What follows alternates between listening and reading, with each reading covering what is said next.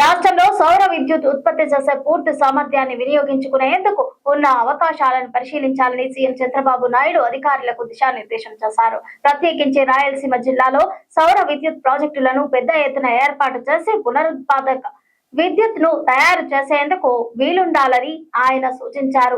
దీనికి అనుగుణంగా ఈ రంగంలో పెట్టుబడులను ఆకర్షించాలని ముఖ్యమంత్రి స్పష్టం చేశారు. అలాగే ఉత్పాదనను అనుగుణంగా భవిష్యత్తులో ఆ విద్యుత్ ను ఇతర రాష్ట్రాలకు సరఫరా చేసేలా ట్రాన్స్మిషన్ లైన్లను కూడా సిద్ధం చేసుకోవాలంటూ సీఎం సూచించారు. రాష్ట్రంలో సౌర విద్యుత్ ఉత్పత్తి చేసే పూర్తి సామర్థ్యాన్ని వినియోగించుకునేందుకు ఉన్న అవకాశాలను పరిశీలించాలని సీఎం చంద్రబాబు నాయుడు అధికారులకు దిశానిర్దేశం చేశారు.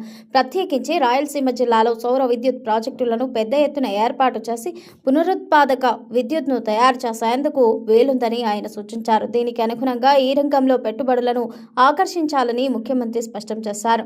అలాగే ఉత్పాదనకు అనుగుణంగా భవిష్యత్తులో ఆ విద్యుత్ను ఇతర రాష్ట్రాలకు సరఫరా చేసేలా ట్రాన్స్మిషన్ లైన్లను కూడా సిద్ధం చేసుకోవాలని సీఎం సూచించారు. సచివాలయంలో సీఎం చంద్రబాబు అధ్యక్షతన 16వ SIPB సమావేశం రాష్ట్రంలో వివిధ రంగాల్లో పెట్టుబడి ప్రతిపాదనలకు ఆమోదం తెలిపింది.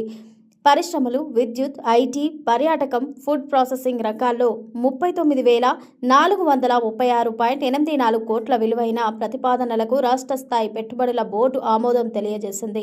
31 ప్రాజెక్టుల ద్వారా 1,11,278 మందికి ప్రత్యేకంగా ఉద్యోగ అవకాశాలు దక్కనున్నాయి. ప్రత్యేకించి రాయలసీమ జిల్లాలో సౌర విద్యుత్ ఉత్పత్తి చేసే సామర్థ్యాన్ని అనుగుణంగా పెట్టుబడులను ఆకర్షించాలని ముఖ్యమంత్రి దిశానిర్దేశం చేశారు. ప్రస్తుతం రాష్ట్రంలో 325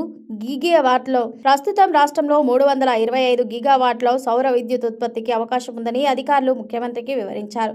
రాష్ట్రంలో వివిధ పెట్టుబడి ప్రతిపాదనతో వస్తున్న పరిశ్రమల్లో అత్యాధునిక భద్రత పరిణామాలను ఏర్పాటు చేసుకోవడంపై కూడా దృష్టి సారించాలంటూ ముఖ్యమంత్రి సూచించారు.